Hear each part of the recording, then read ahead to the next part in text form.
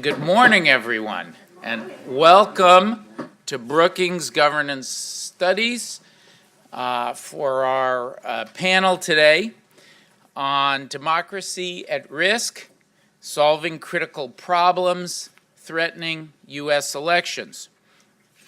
And I'm so delighted to have my extraordinarily distinguished colleagues with us today. We always say that our panels are distinguished here at Brookings, but today's panel really is a remarkable one to talk about these problems. I was discussing our event today, which will focus on two of the most critical challenges that are facing our democracy, the campaign finance system that has run amok since Citizens United. The floodgates of big money have opened up and are drowning American democracy. And we'll talk about the partisan gerrymandering epidemic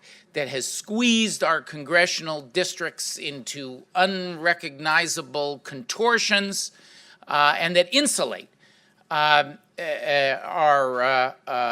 members of Congress from true democratic accountability. I was discussing all of this with a journalist yesterday in the run-up to the event, and he asked me a very good question. He said, "Come on, Norm. Do you really believe that in today's political climate there's any chance of getting solutions to these problems?" And today we are going to relentlessly focus not just on complaining about the problems, but on the solutions to the problems.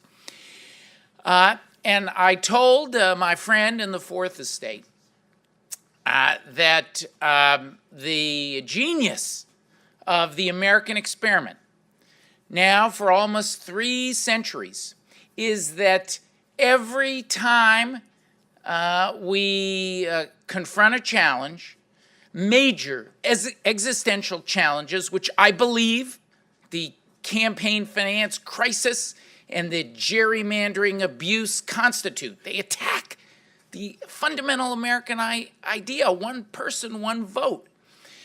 On the one hand, by using money as a megaphone to exalt the voices of the rich and powerful over the rest of us. And on the other hand, by diluting the votes of some Americans at the expense of others. Every time we've faced one of those existential crises, we've risen to the occasion and we've solved it. And the secret ingredient of American genius that has made that possible is our optimism as a country. And as you'll hear today, that is not just a matter of faith. It's not an unfounded optimism, because the policy solutions are there and they're already taking hold around the country. The American people want their democracy to function well. And so you'll hear much, much more today about the content of the solutions to this crisis, about how there's already evidence that they're working around the country in the states and localities, the little labs of democracy, as Brandeis put it, and why we believe that change for the better is coming. I want to begin the panel by inviting Richard Painter to join us by video conference. Richard will be our first speaker. There he is. Hello, Richard. Hello. We can see all your class materials. Richard is joining us from his office at the University of Minnesota Law School. Richard received his BA summa cum laude in history from Harvard and his JD from Yale. He clerked for Judge John Noonan on the Ninth Circuit and was a practitioner, including at the storied firm of Sullivan and Cromwell in New York City.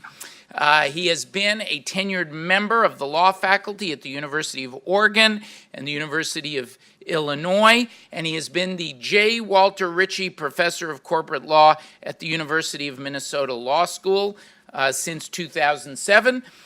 Most saliently, for today's discussion, Richard was Associate Counsel to President George W. Bush from 2005 to 2007, serving as the Chief Ethics Lawyer for the President, for White House employees, and senior nominees to Senate confirmed positions. In the executive branch, he's a member of the American Law Institute, a reporter for the new ALI Principles of Government Ethics, and with me, serves on the board of CREW, Citizens for Responsibility and Ethics in Washington. I'm very proud to say that ethics has no party, and that Richard and I work together on issues like those confronting us today, without respect to the different places on the political spectrum and our disagreement on so many other policies. He's an authority on campaign finance reform. His book, Getting the Government America Deserves, How Ethics Reform Can Make a Difference, was published by Oxford in 2009.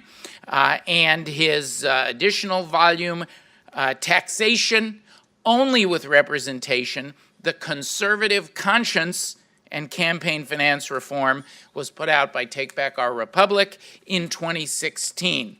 He's a frequent writer, sometimes sharing a byline with yours truly. You can see him on television constantly, and he's a Twitter ethics force to be reckoned with.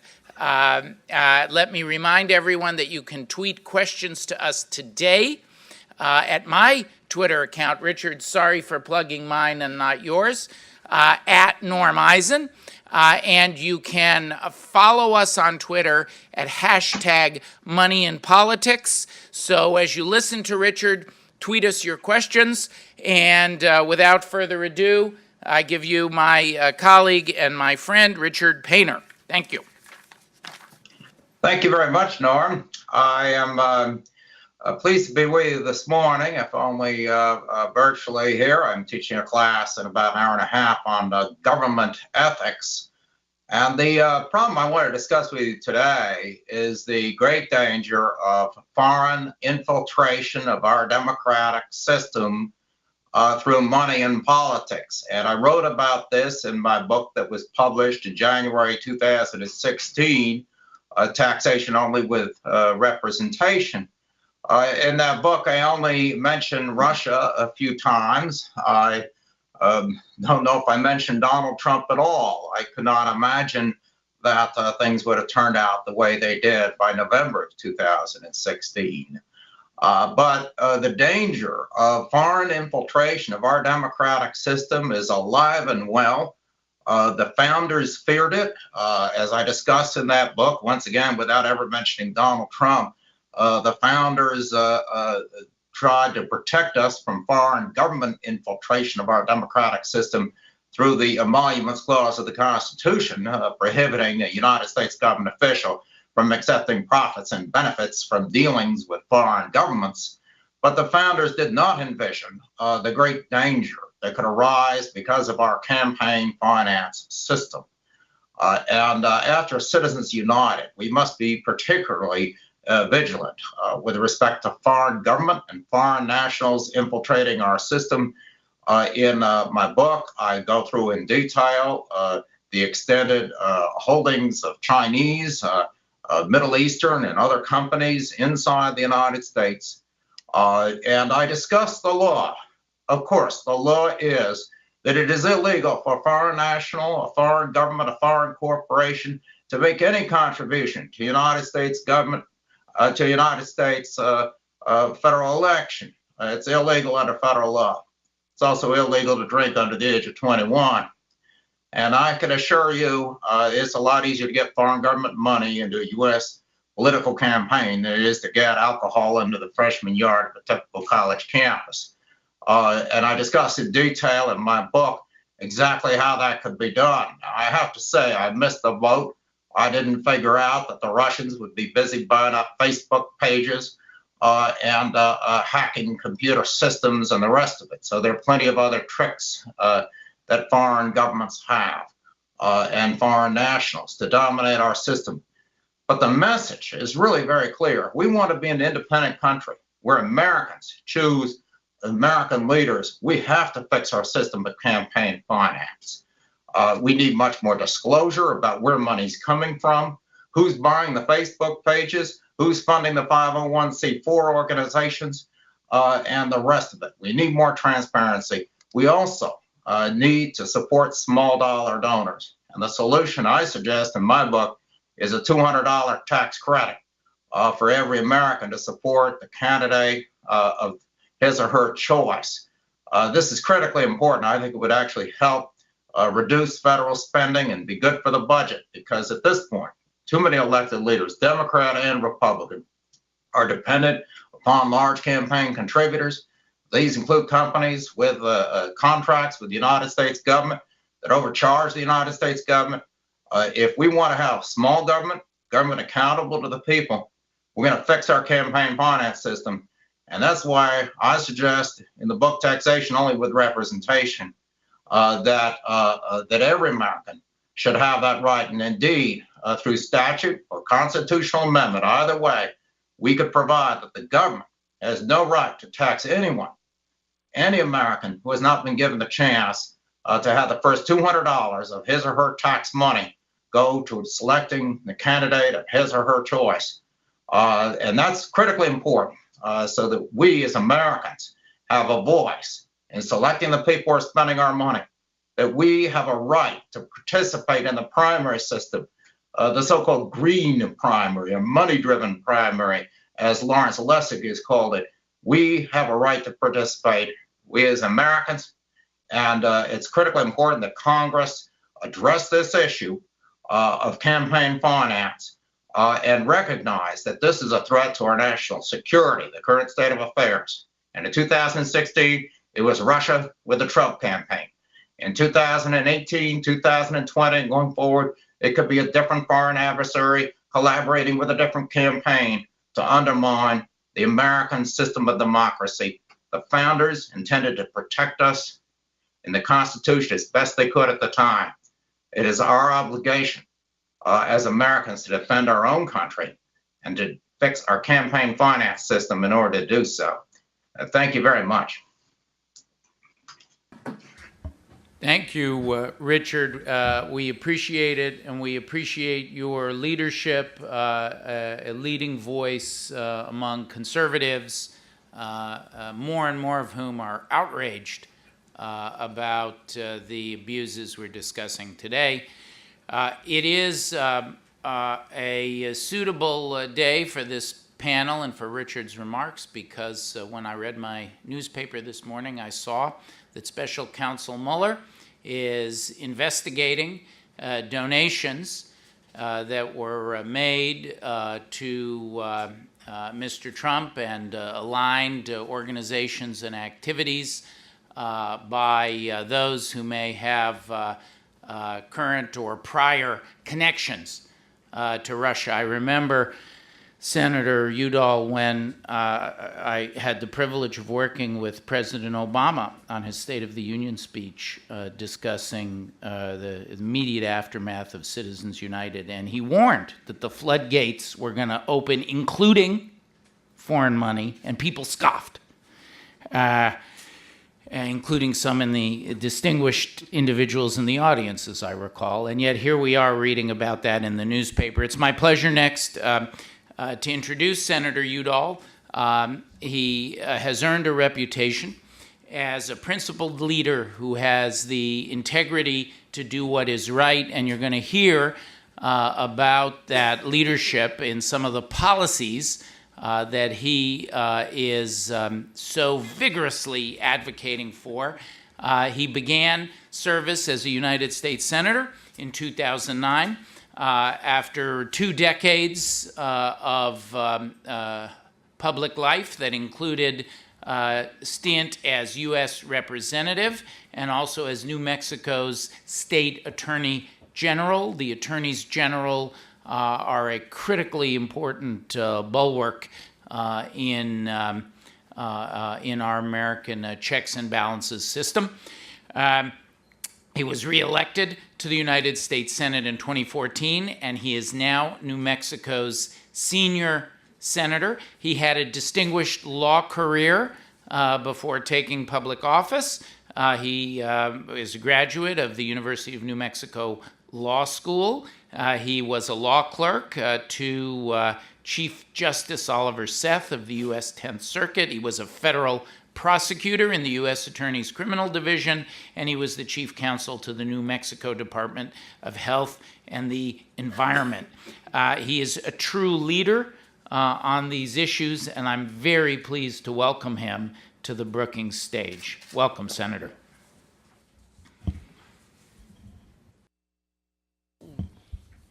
Thank you, Norm, for that just glowing introduction. You almost feel like you shouldn't say anything after that. And also, I wish my mom was here to hear all those great things that you said about me. But this is an issue for me that I've had a passion for. I was elected Attorney General back in 1990.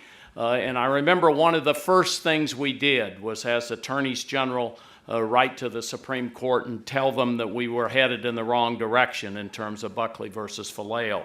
I think this is a very appropriate setting in this title, Democracy at Risk. I mean, I really do believe our democracy is threatened, and we need to retool our institutions and move in a new direction.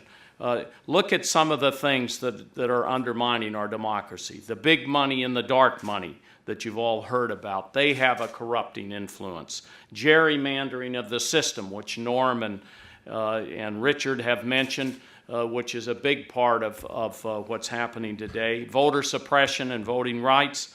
And let me just talk a little bit about Buckley, because I think that's one of the cores to what we're talking about here. Buckley talked about money equaling speech. As soon as they headed down that road, you were going down a road of no limits, something that I believe is a very, very dangerous road for democracy. And you're also going down a road where the big money ends up dominating. And why do we worry so much about the money? Well, you know, it takes us away from our jobs, first of all.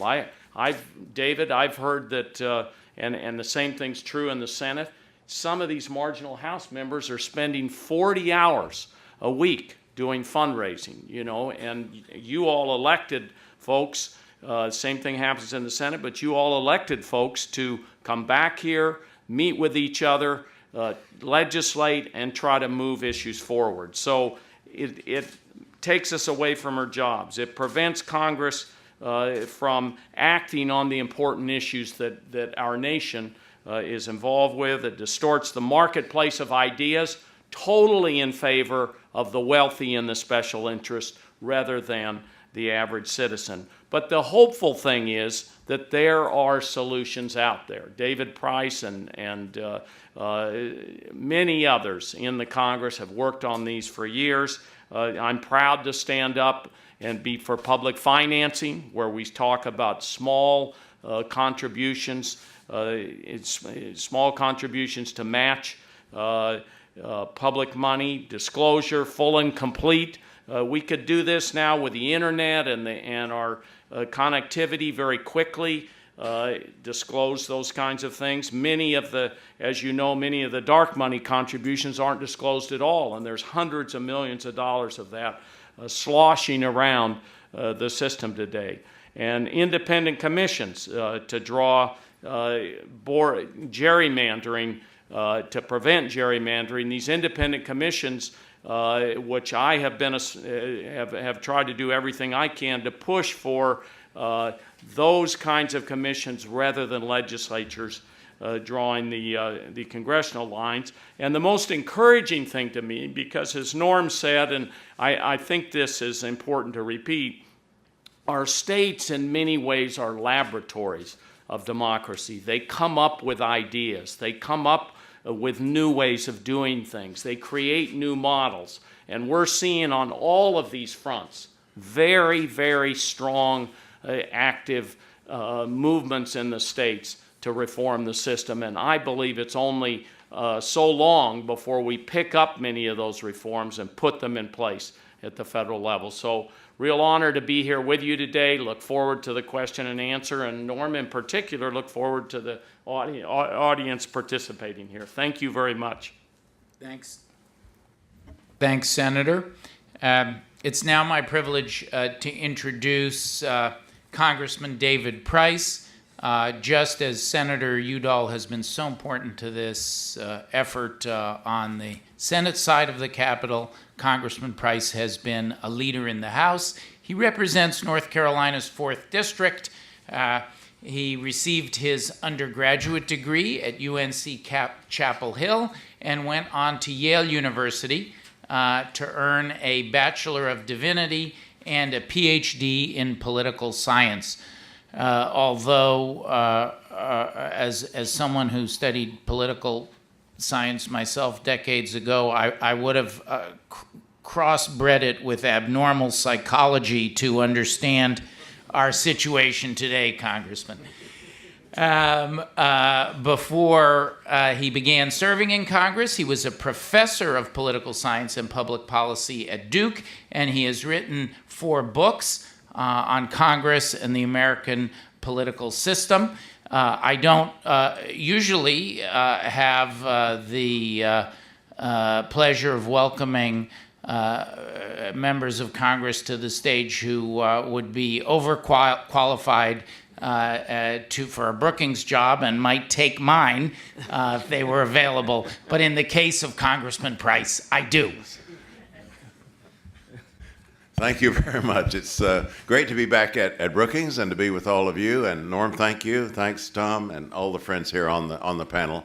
It's great to be with everyone and to have this discussion, because I do think, as grim as things may look in certain aspects, we do have a chance here to focus on exactly what has gone wrong, how it's gone wrong, and how we can fix it in terms of the integrity of our democracy, and there's really nothing more basic than that. This is, of course, a long-standing battle. My own involvement goes back to the attempt to amend the McCain-Feingold legislation. Remember that? Bipartisan, serious campaign reform measure. Shays Meehan was the counterpart in the House. And I think this is an old enough audience to know what I'm talking about when we called my amendment Stand By Your Ad, with apologies to Tammy Wynette. Not every audience gets that these days. But that's what we called it, Stand By Your Ad. And sure enough, Stand By Your Ad is federal law. President Obama told the story of being approached by a voter and her daughter in the campaign season, and the mother apparently said to the daughter, pointing to the president, "Do you know what he does?" And the daughter said, "Yes, he approved this message." So it may not be our favorite kind of repetitive bit of political advertising, but it does pin responsibility. I approve this message. It is on me. And I believe that folks who are paying for robocalls, or folks who are paying for various kinds of paid internet advertisements ought to also have, and the funders of super PACs also ought to be required to say, this is on me. This is my responsibility. And that is, of course, one avenue for reform among many others. Anyway, we got Stand By Your Ad adopted. Later worked with Fred and others in trying to make sure we didn't lose the main post-Watergate reform, namely presidential public financing, and an immensely successful reform effort for 30 years after Watergate, one that now is slipping away before our eyes. And of course, as others have said, Citizens United expanded the fight dramatically, an avalanche of spending by so-called independent groups, mega donors, corporations, malicious foreign actors have seen their influence grow considerably. These entities have taken advantage of weakened or non-existent contributions limits, lax disclosure rules. They've poured incredible sums of money into the political system. And in the process, they further marginalize the voices of average citizens. And we hear a lot in this debate about free speech rights. In my opinion, the real basic free speech right here is the danger of being drowned out. That's really the speech we should be most worried about, the voice of ordinary citizens.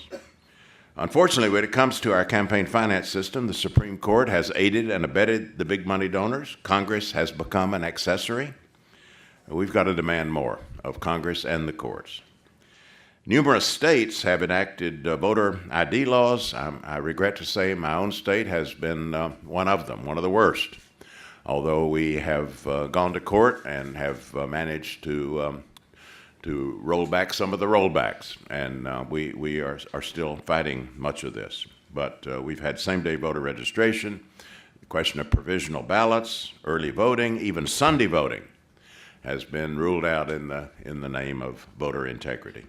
We feel like we're ground zero in North Carolina for these efforts. We know that these restrictions disproportionately impact minority populations, college students, low-income people, seniors, other vulnerable communities. They are not random efforts, nor are they designed to be random efforts at reducing the vote. They do reduce turnout.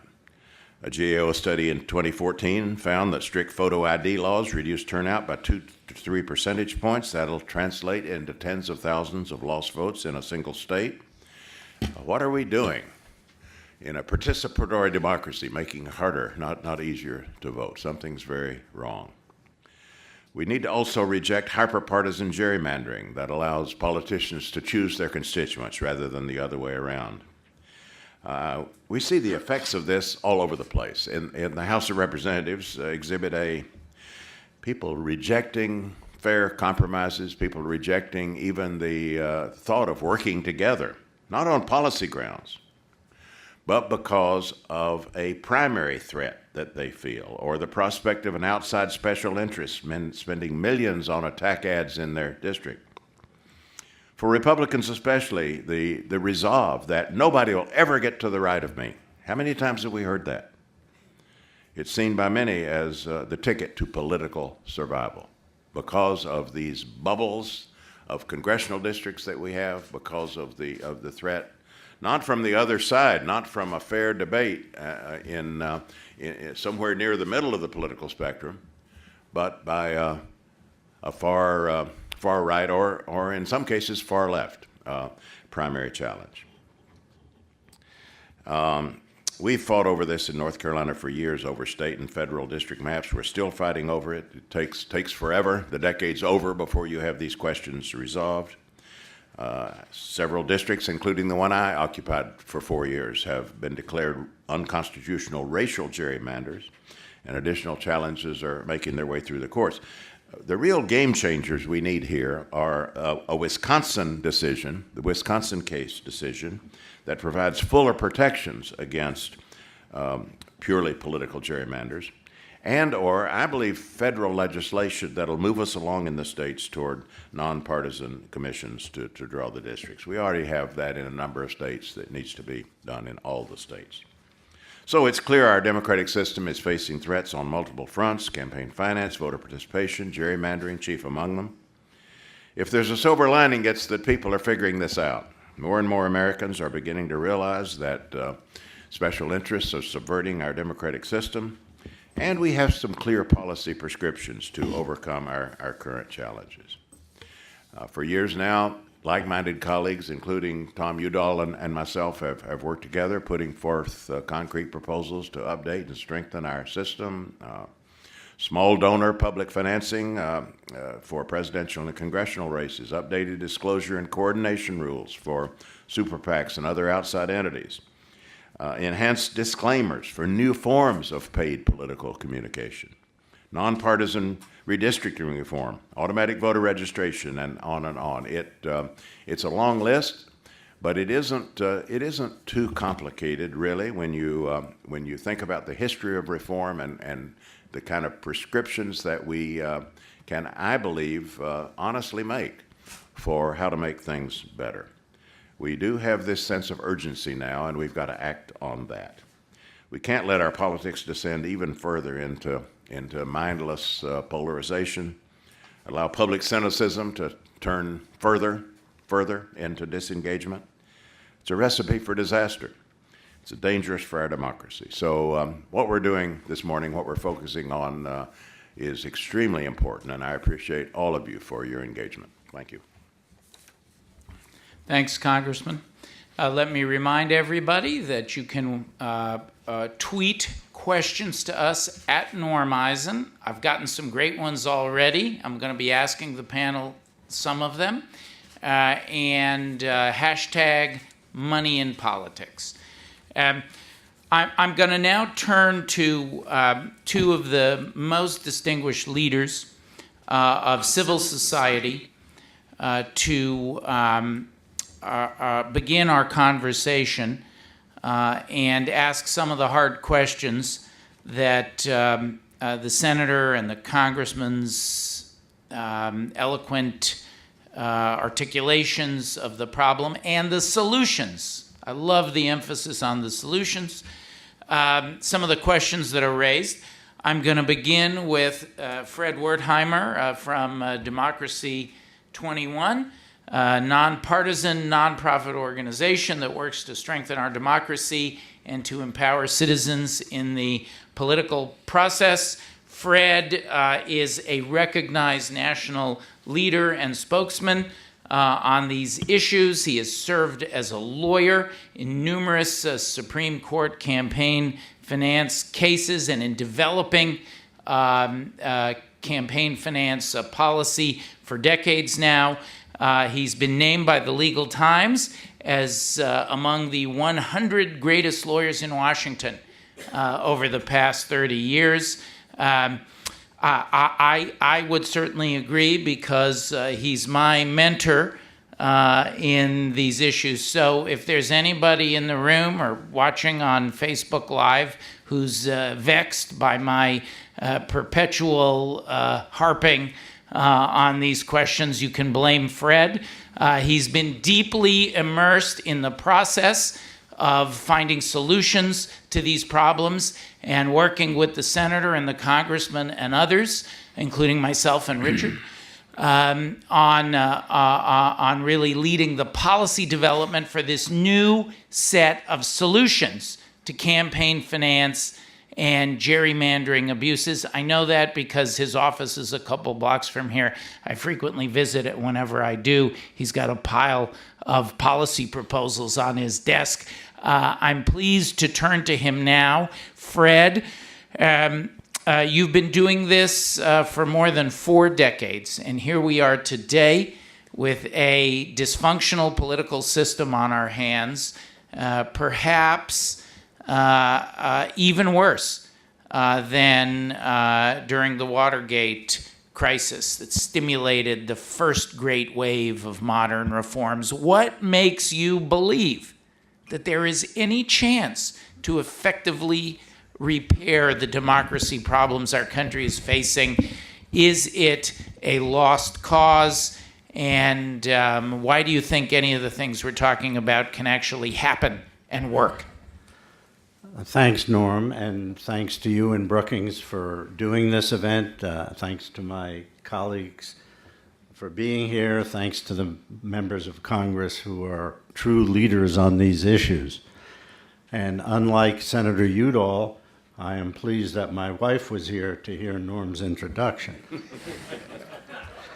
Let me start off by trying to put this in a little perspective where we are today. Representative Price talked about going back to 2002 and his efforts on the McCain-Feingold bill. I want to go back a little too. Some of you may have been around when this statement was made. I'll make the statement and then you tell me whether you were here. The statement is, the abuse of buying and selling votes crept in, and money began to play an important part in determining the elections. Later on, this process of corruption spread in the law courts. Now, that was Plutarch writing in the 1st century AD about the Roman Republic.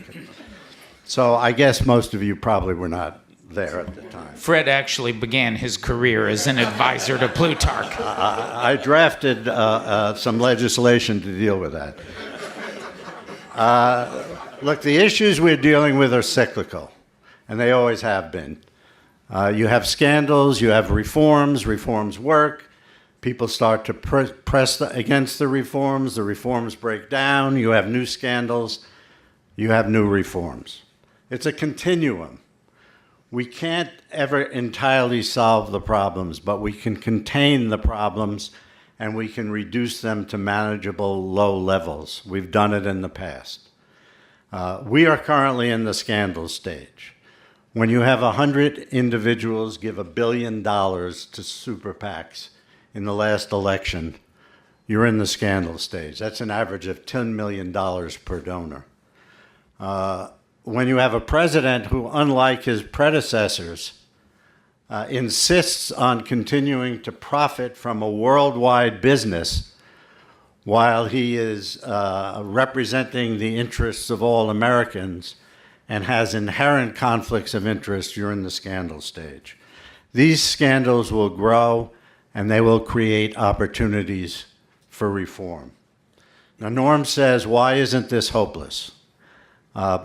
I think there are a number of reasons, but I always start off and live by what Nelson Mandela once said. He said, it always seems impossible until it happens. And that has been our experience with these issues. We have passed effective reforms in the past. For most of my career in working on this, they've been bipartisan. We had bipartisan leaders and bipartisan supporters. We are in a hyper-partisan period right now, and that's a problem, and we're going to have to get out of it. Our task on issues like campaign finance reform have been made much more difficult by a hostile Supreme Court, who has also all but destroyed our bribery laws. We have bribery convictions being overturned now because of a Supreme Court ruling that, in my view, had no idea or no concern in the end about what they were doing. These are long-term battles. They always have been. The Watergate reforms happened over a 2.5-year period. The effort to pass the McCain-Feingold law took 12 years in Congress. So we have to prepare for longer-term battles and be ready to be in it for the long haul. In terms of hopelessness, the American people have never accepted influence buying and corruption. And one of the things that makes this not hopeless is a poll that was taken by the New York Times during the last election cycle. 85% of the American people, 85%, said they wanted fundamental changes or a complete overhaul of the way our campaigns are financed. You never know when the opportunities will come, but they have come before and they will come again. We can provide alternative ways to finance our elections so that our office holders have the opportunity to serve in office without facing influence-seeking funders who have bought their ounce of flesh from them. We can eliminate barriers to voting. People have talked about this. We can eliminate rigged elections through partisan gerrymandering. We can win these battles. We can repair our democracy. It doesn't take the invention of new reforms. We have the reforms. It takes the political will of the American people transformed into demand for change from their elected officials. Now, we just watched the congressional Republicans spend 8 years attacking Obamacare. And when their opportunity came, they were not ready. They didn't have a reform proposal. They still don't really have a reform proposal. When the opportunity comes to repair our democracy and political system, we will be ready, and we will take advantage of that opportunity as we have in the past. Thank you, Fred, and thanks for getting us ready. You've spent so many hours working with Senator Udall and Congressman Price and so many other leaders, both on the Hill and in NGOs and really everywhere, on developing those policy solutions so that we are ready. Now I'd like to turn to Karen Hobart Flynn, who is going to share some evidence with us to show that Fred's faith, that the words of Nelson Mandela are not idle, but that change is happening. Karen is a democracy reform activist and leader, and has been for more than 3 decades, including over a quarter of a century on staff and in state and national leadership positions with Common Cause. Today, she serves as the organization's 9th president. Before that, she was the senior VP for programs and strategy from 2012 to 2016. She's overseen strategy and planning for the organization. She raised significant resources to support its national and state efforts to curb the outside influence of big money in politics and to protect voting rights. From 2013 to 2014, Karen served as interim president of Common Cause after the sudden passing of my friend, of a dear friend of all of us here on the panel, Bob Edgar. We miss him terribly. Karen guided the organization through that unexpected transition, for which we're all very grateful. Under her leadership, Common Cause at the state level has secured strong state campaign finance laws, comprehensive small dollar public financing grants programs, banning state contractor political giving, strict limits on such giving by lobbyists, ethics laws, including gifts and meals, limit bills, promotional advertising limits, and strong disclosure and coordination measures. She's a frequent commentator in print and on radio and television on all of these issues, and we're very fortunate to have her here today to tell us all why we're not smoking something when we believe that this is going to happen. Karen. Thank you, Norm, for the opportunity to join this panel and also for hosting this important conversation. And also thank you to the leadership of the folks that are joining me on this panel.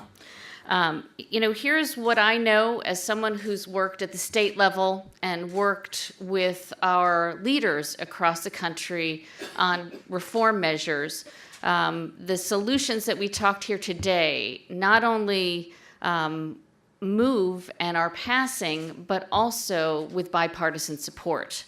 And I know that that can seem strange to people, even with an administration, the new election of an administration that promised to drain the swamp, but instead has backfilled the swamp, that has created challenges to our democratic norms and values and institutions, including the rule of law, where there are ethics challenges and challenges around emoluments, conflicts of interest. Even with that election in 2016, we saw 14 measures move on the ballot in 2016 that focused on redistricting reform, an independent commission on redistricting, automatic voter registration, small donor public financing, contribution limits, and many more. And even in the last year or two, we've seen many measures move that deal with some of the solutions that we've talked about. We do see polarization in states, but the truth is that many of these measures move with Republican and Democratic support. So if you look at automatic voter registration, just as an example, there has been incredible momentum around that reform. And for those that don't know what automatic voter registration is, it shifts voter registration burdens onto states so that they use lists like the Department of Motor Vehicle lists to register to people to vote, and they can opt out if they so choose. Oregon was the first state that moved that reform, and they saw a dramatic increase in the last election in people who were not only registered but also voted as a result of that reform. And since then, we have seen that reform move in many other states, in part because it increases the number of registered voters, it improves list maintenance, and it saves states money. So we have 10 states or jurisdictions that have automatic voter registration on the books just in the last few years: red states, blue states, and purple states, with strong bipartisan support. For example, we saw places like Vermont, West Virginia, Rhode Island legislatures pass these measures with that strong support, and Rhode Island was just in the last month or two. I should also mention in Illinois, there is automatic voter registration that passed with strong bipartisan support, and the Republican governor signed it into law just a few weeks ago. We also see reform measures like online voter registration that's moved in some 39 states, including in the last year in Ohio and Rhode Island. There are also bipartisan support for laws in states that are dealing with disclosure measures, like we've heard the senator and congressman speak about, to shine a light on the hundreds of millions of dollars in money that are spent in independent expenditures in states.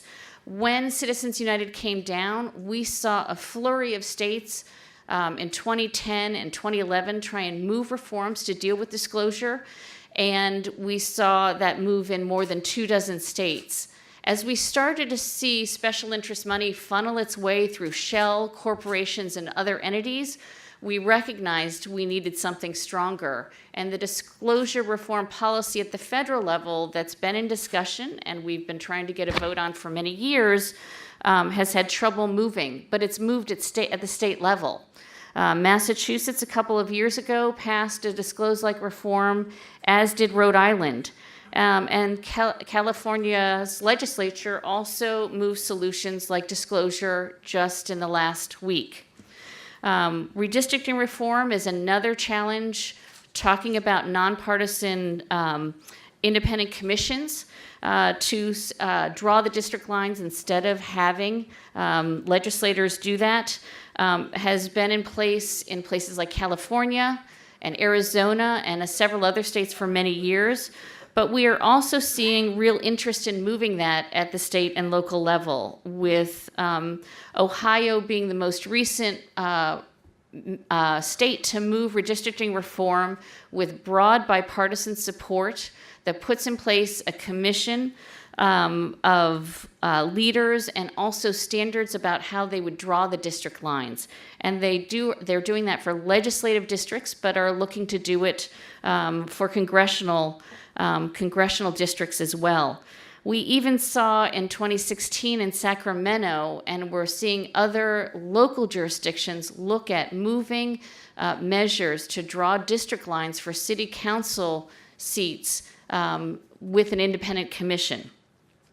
We've also seen strong bipartisan support moving many ethics laws. Just last year, Maryland passed a bill to require a uniform set of conflict of interest measures for local government. They also passed a package of reform just a few years ago on state oversight of local compliance. We saw Rhode Island restored the jurisdiction of the State Ethics Commission over members of the General Assembly so that they can help police what members of the General Assembly do in the realm of ethics. And having independent commissions do that kind of work is very important and is one of the many solutions we're looking at the federal level with a really flawed FEC. We've also seen progress moving small donor public financing measures.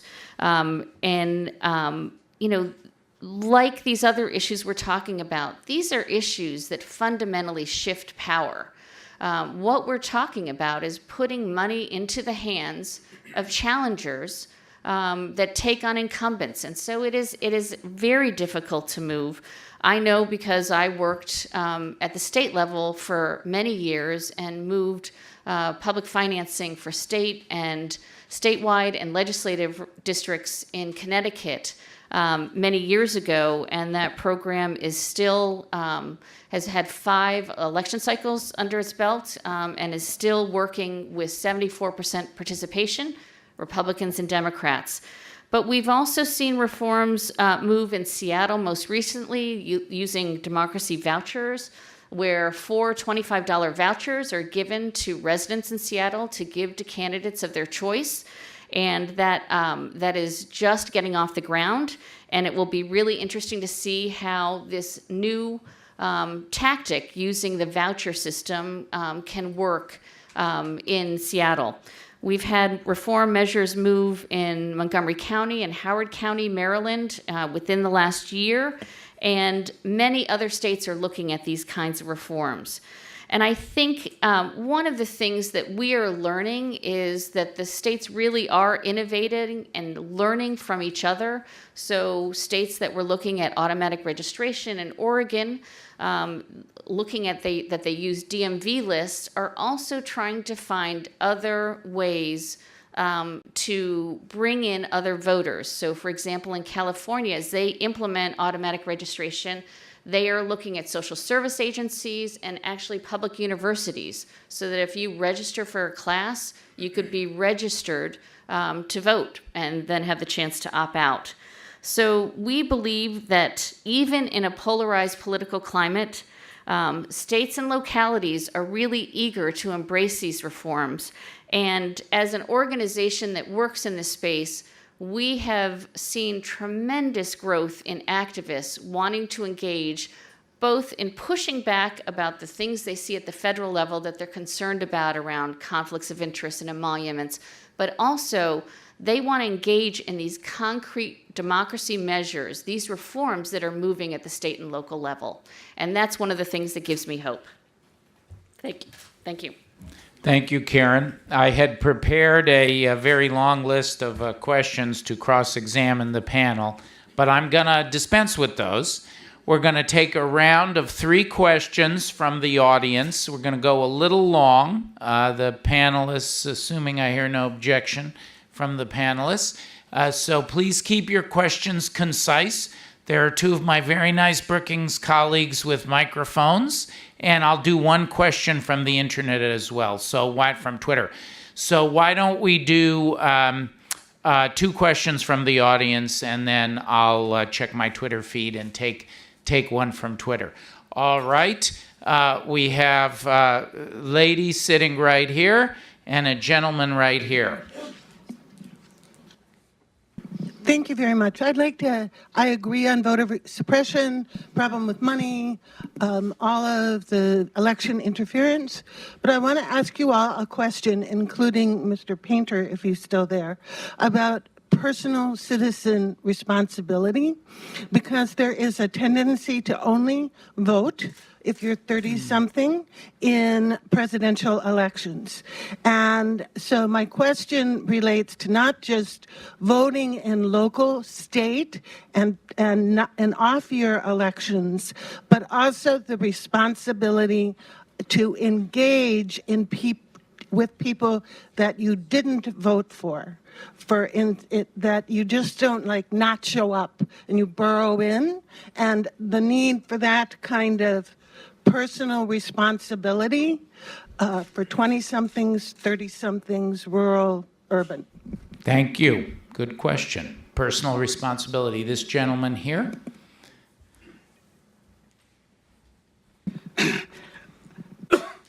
My question is to Mr. Honorable Senator Thomas. Representative democracy in a big state, it is involved party and activities. So, in monetary system, money is very crucial factor. And with the growth of population, say this senator system of 100 members was introduced, per senator has 1.5 million people. But now is 6 million. So many activities, many linkages is made by money. Money is necessary. So if you put any restriction, then it is against freedom. So it depends on the institution that controls the ethics of the people. What you suggest for this? And do you think bicameral parliament is very effective institution for controlling this in less developed countries? So one question on the personal responsibility. I won't require only the senator to answer this. We'll go around. And one question on how we can possibly cope with the controlling this flow of money when money is so necessary. Okay, panelists, pick a question, and then while you do that, I'll ask everybody to answer one of those questions or the other. We'll go right down the panel. I'll impose upon you to be brief in the question and the answer you select, and then I'll give you one from Twitter. You bet. Thank you for your question. And one of the things we need to do on the personal responsibility front is do a lot better in terms of education and civics education and what it means to be a citizen in a democracy. You know, a lot of people, I think, get the impression in the modern era where you watch it on television and our democracy is a spectator sport.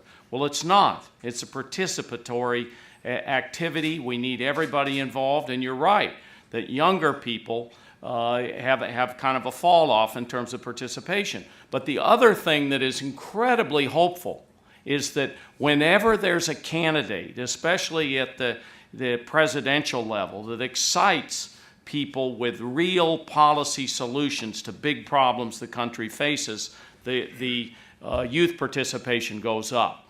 And let me just say to the gentleman on the money, obviously, as we get to be a bigger society and communicating, you know, money is important for congressional candidates and others to carry on their activity. What we're trying to do in all of the reforms we've been working on is to lessen the impact of money on its result through the system. When you have super PACs, when you have dark money, when you have money taking so much time in terms of individuals carrying out their activities, their official activities, all of those things need to be reformed so you lessen the impact of money. Thank you. Congressman? Certainly, you're right to stress the responsibility all players have in the system, and that includes voters at all levels. That includes voters. There is a kind of responsibility that one has as citizens of a democracy to take some responsibility for the common good, and to take that suffrage, that ballot, very, very seriously. That needs to be part of our education, part of our moral education as to what it means to live in a democracy. I also think what you began to stress right at the end, the responsibility of candidates and of elected officials is important as well. One of the negative trends I see is for candidates and elected officials these days to figure all they need to do is cultivate their base. I mean, that's the new way. You cultivate your base. I can't tell you how often people come into my congressional office and say, "You're the first member I've seen all day." You know, it's like members don't feel the same obligation to talk to whoever is wanting to talk to them. People refuse to have town meetings. People refuse to deal with anyone who makes them uncomfortable. And unfortunately, they sometimes get away with it because of some of the things we've discussed here today. So there are some obligations all around. There's some obligations all around as to how a democracy should operate, whom we should be talking to, and the kind of way we see ourselves as representatives. We're not just representing our own voters, our own voter base. On the necessity of well-funded campaigns, in my view, the problem is not just money in politics. In fact, politics requires money. We want campaigns that reach the entire community. I remember campaigning for a full year, every church supper, every barbecue, every gathering I could find, a full year when I was first running for Congress. And I thought I was pretty well known when I started. I'd been state party chairman. My name recognition after a year of that was 10%. And a little home movie quality ad saying into the camera, we got to straighten out our politics. This was after the Hunt-Helms race, so it was a good message. We got to straighten out our politics. A home movie quality ad tripled that name recognition. And I never did anything as hard in my life as to try to raise the money to get that ad on the air. So yes, we have to have money in politics because of the requirements of modern communication, and we don't want to fail to engage the entire community. The issue, I think, is money from where, money with what kind of strings attached, and money that dominates, that drowns out voices, rather than creates a full campaign dialogue. That's why it's so important to fight dirty, secret money with clean, democratic money. And one of the policy proposals that you can find in this interlock set, because it's a very complicated set of problems, it has a very complicated set of solutions, but you'll find a handout as you go. I think that's right. Somewhere there's I'll ask my Brookings colleagues. We had a pile of them. They're on the way out as you go. I'm seeing nods from my colleagues, enumerating the policy solutions that Fred has worked so hard to develop, work closely with the senator and the congressman, that Common Cause and Painter and myself are endorsing these policies. So please do have a look at that when you go. I'm going to ask now the Twitter question to Fred and Karen. And it's not just one question, but it's the dominant question in the Twitter thread. There's a new threat, Twitter is saying, in the campaign finance and electioneering space. And that is the threat posed by technology and the operation of social media platforms and the use of foreign government-funded, allegedly, ad buys and Twitter bots and other devices. And so the question, it takes different forms, but I'll take the one from Alex Howard, our colleague at the Sunlight Foundation, a great champion also on these issues. Should technology companies that operate social media platforms have to disclose public ad files to the FCC? Fred and Karen. Yeah, I would say that would be part of the solution, but we need a much broader solution. The internet, as always, creates great opportunities and great dangers in many fields. I happen to believe that if we can ever figure out how to use the internet to make major breakthroughs in small contributions, we have the chance of flooding the system with small contributions and diluting and weakening the role of big money. What has been revealed in recent weeks is an enormous danger. The capacity for foreign interests to manipulate our elections through ads and other communications on the internet. And this is going to require, before we're done, legislative solutions. And organizations like Facebook cannot simply sit there and say, well, we'll figure out our own private rules to solve this problem. The technology companies are going to have to help, but Congress will have to figure out how to get a handle on this to prevent the manipulation of our elections. We know from long experience in the campaign finance area that once people find loopholes, everyone who is in the business starts trying to run a truck, a tank, a column through those loopholes. So what we have seen or appear to have seen in 2016 is just the beginning of what is going to be an enormous effort. So yes, we can get the internet companies to undertake some of their own disclosure rules and create platforms, but we have to make sure that we can figure out when foreign interests are trying to spend money in our election. Certain activities, as was pointed out earlier, are already illegal. It's illegal for a foreign interest to spend money on campaign ads to influence any election in this country. That appears to have already happened.